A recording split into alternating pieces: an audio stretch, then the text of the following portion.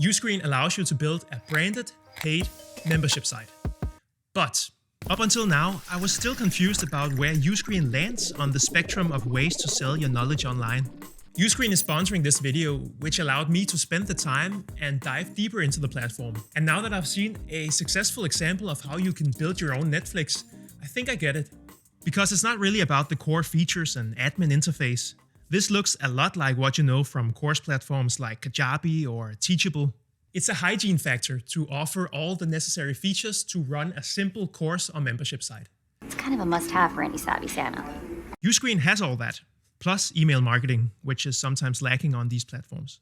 No, the first time you notice that something is different here is the first time you open up the website builder. Visit your website and you'll see a catalog of videos that reminds you of how Netflix or Masterclass is designed. Instead of a traditional course structure with buckets of videos you watch from A to C, Uscreen's subscriber-facing interface suggests browsing and binge-watching of content. This is an interesting take for a couple of reasons. There's a huge shift in the e-learning space towards micro-learning. And one of the ideas behind that is that each lesson needs to be a standalone unit instead of part of a larger curriculum. This is because we live busy lives and we need to be able to learn on the go or in between other tasks. Thanks, but I'm busy. A catalog format really speaks to that. Another reason why this design points forward in time is the related videos section. Learning is not linear and we prefer to choose our own journey. YouTube works the same way. The completion rate for traditional online courses is very low anyways, so we might as well set the learner free to pick and choose. I'm on my own path. Another way to get higher completion rates and more engagement with our content is about devices. Just as Netflix and Masterclass work better on native apps than on web browsers, so does your own membership site. This allows your students to consume your content on their Apple and Android phones and TVs and on Roku. A great example of a guy who's made it big on teaching people how to homestead is Justin Rhodes. He built a successful YouTube channel and Instagram accounts where he points to his membership site, and that's powered by Uscreen. Abundance Plus, as it's called, charges a monthly membership, and then you get access to all the series from both Justin and the other creators he's brought into the platform. Up top, you see a few featured videos, and below that, a number of categories and formats. There's a complete library of all the content that you can filter by author and search. Viewing a video in your browser is fine and gives you all the standard options, but it's when you use the native apps, Uscreen's platform and Abundance Plus as an example, really shine. So clean and smooth, easy to continue where you left off, and almost fun to find new stuff to favorite, watch, or download. But there's one thing I never really understood. I always wondered about the workload when creating these separate content universes, first on Patreon, and now with these new community platforms. You know, I'm the one who's going to be doing all the extra work.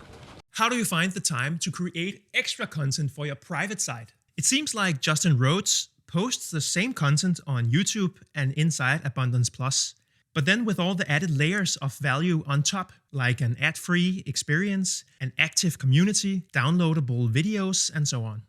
This means that it's not just about the exclusivity of the content. Exclusive stuff, material no one else has access to. It's also about having access to the creators, the other members, extra features like offline viewing, and just having everything in one place.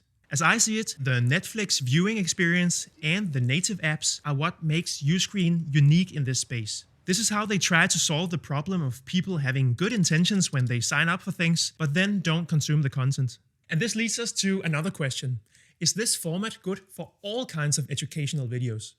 If you teach one very concrete skill and try to move people from A to B, an ongoing membership/Netflix model is probably not the best. You need a continuous output, like the cases listed on Uscreen's website: yoga, dance, cooking, makeup, drawing. It's all quite visual and there's endless content to make.